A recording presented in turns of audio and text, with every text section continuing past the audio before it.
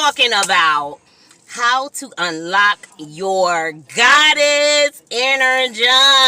Okay, so y'all know I just be going through like these changes in life, and then like when God gives me a topic, I will do more research on the topic, and then a lot of times I realize that like these are things that have happened within me that I haven't actually read about or looked up before. It's just I just realized that certain things are like a metamorphosis. It just happens, right? So when I do the research, like it makes total sense, right? Because I see myself very much in what it is that I'm reading. But God ain't give me a he ain't give me a handbook, y'all. I had to get this on my own, right? I had to get it out the mud. So today I want to talk to you guys about how to tap into your goddess energy, right? So a lot of times when people are into spirituality, whether it's the dark side or the light side, they don themselves as goddesses and things of that nature. Also, I was doing some research. I realized that there is like 13 female archetypes. Did y'all know that? Right? So you can show up however it is that you primarily show up in life. That would be considered your archetype. Because I was doing some research on the enchantress, right? And I wanted to find out, like, is an enchantress a divine feminine, or does she practice dark magic? Like, who is she, right? So that's how I got started on my research.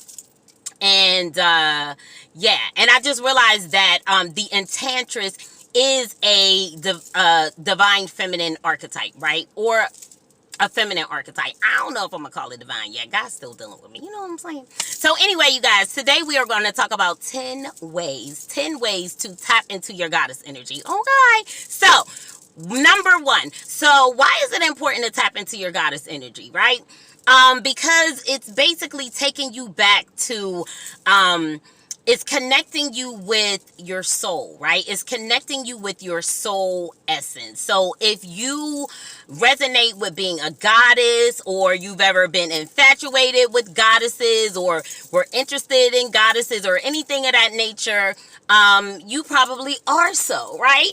And if you want to tap more into your goddess energy, I'm going to tell you how today, all right? So, number one, self-love and self-care. So really tapping into a high level of self-love and a high level of self-care. So just really tapping into taking care of yourself, whether it's eating better, whether it's exercising, things of that nature. Those are all forms of self-care. We know that self-care is not just going to get your nails done, going to get a pedicure, but self-care spills into every area of your life. Like, I even be like, cleaning your car, that's a form of self-care. Cleaning your home, cleaning your space, that is a form of self-care, right? Because you're caring for yourself, right? So that spills out into every area of your life, right? So number two, second way to tap into your goddess energy is to treat everyone the way that you want to be treated, right? And I remember whenever I really got very heavily into my treating people the way that I would want to be treated, like regardless to how it is that they showed up in my life, I always held myself to that standard of I'm going to treat people the way that I would want to be treated, regardless to who it is that they are, regardless to how it is that they show up. I feel comfortable and I resonate most with treating people the way that I would want to be treated, right? And sometimes that means not going with the natural response of how to handle certain situations, right? So I've had situations where someone may have upset me in the midst of something that's going on. I hate to say situation again, but say they upset me in the midst of like a situation, and I could really speak on the situation. I could really, get into how it is that I'm feeling and how it is that they made me feel, etc., etc. But I may have waited to a more opportune time, right? Because maybe that person was on a high. Maybe that person was, in a really great mood. And for me to interject certain things into the situation would affect them in a way that wouldn't necessarily serve their highest goods, so to speak. So I treat others the way that I want to be treated. Also, that can tap into you being a little more selfless, right? You're not losing yourself, because when we have self-love, we know what it is that we desire. We know what it is that we deserve, and we don't settle for anything less than what we deserve. But when we're treating others the way that we would want to be treated, it allows us to put ourselves in someone else's shoes and say, you know what, I'm actually going to handle the situation like this, because if this were me in that particular situation, this is what I would like to see play out for me. This is how I would like for someone to handle the situation, say if it were me, right? And you may not know anything about that situation. You may not have anything to do with it at all, but you know that if you put yourself in someone else's shoes, you can say, well, you know what, if I were them, I probably would want to see things go this way. Now, mind you, we done already tapped into self-love and self-care. So we're not downplaying ourselves. We're not being a doormat for anyone. We're not compromising ourselves, right? But we are tapping into a level of putting ourselves in someone else's shoes and carrying out certain situations accordingly. Okay. Number 3. You want to adorn yourself, right? Meaning, when you get up in the morning, you want to put on things that are going to make you feel good about who it is that you are. You want to wear things that make you feel feminine, things that make you feel pretty. And that's going to be different for everybody, right? What makes somebody else feel pretty may not make you feel pretty, but it's really settling into what it is that you like and what things make you feel good, right? Adorning yourself can also have to do with picking out jewelry that is going to be beneficial for you. Say you're into crystals and things of that nature. Taking the time to actually invest in certain things for yourself. I've always been like a type of person who I've lived a life of like balling on a budget, so I would always go with, well, what's the best price and what's the cheapest thing in order for me to be able to do what it is that I need to do. But when we start to adorn ourselves, we may realize that, I have to invest in myself differently. I have to invest in different things for myself that are going to, elevate me spiritually, right? Things that are going to tap into and help me raise my frequency, raise my vibration, right?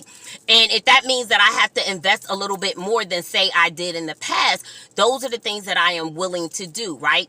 Adorning yourself also has to do with, clothing yourself in things that look good on you, make you look good, right? Make you look good, make you feel good, that fits your body type, that enhances your beauty in a way, right? Adorn, because when you think about being adorned, you think of a queen, right? They adorned the queen, right? They threw roses at her feet, right? So that is another way to tap into your goddess energy. Also, too, going right along, number 4, that goes right along with adorning yourself is also, too, adorning your space. And that kind of goes back to what I was saying about, self-love has to do with like keeping your area nice, like filling your home with things that are beautiful, filling your homes with things that really resonate with you and your personality and who it is that you are, right? I remember whenever I was going through my spiritual awakening, I used to have a big portrait, and it was a girl, and she was sitting on a couch and she was reading the Bible, right? And there's nothing wrong with the Bible, right? But at that time, I really, really resonated with Christianity and religion and things of that nature. But then I saw this picture, and it was like an angel, and she had a crown on.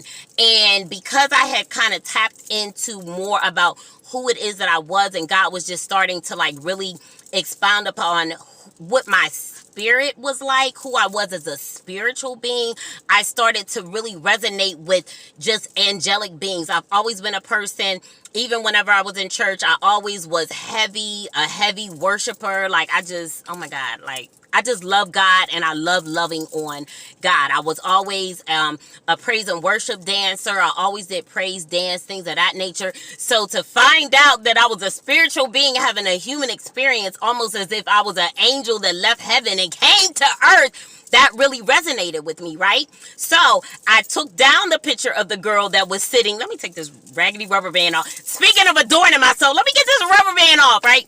So I bought the picture, and at first I looked at it and I was just like, oh my God, like that's so presumptuous of me to, think that that's me or looks like me. But as I began to grow more and really tap into who it is that I am, I was like, I gotta have that picture. I gotta have that picture because that picture represents me on a spiritual level, right?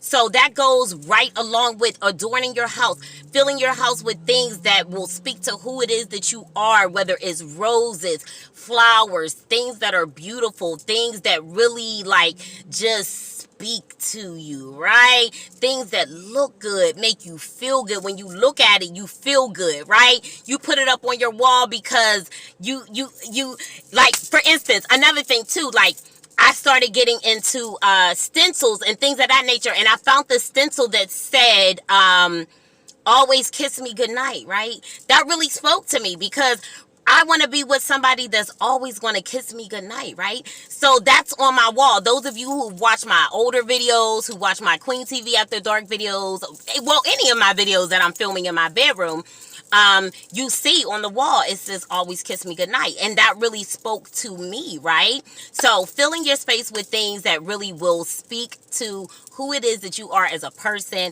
that will make you feel good, create like a warmth in your home, peacefulness in your home, things of that nature, right? Number 5, you want to tap into rituals, like not spooky rituals, not the spooky kind that the spooky people do, but rituals of self-care, certain habits that you stick to, certain routines that I'm going to do this all the time. I'm going to put more exercise into my routines.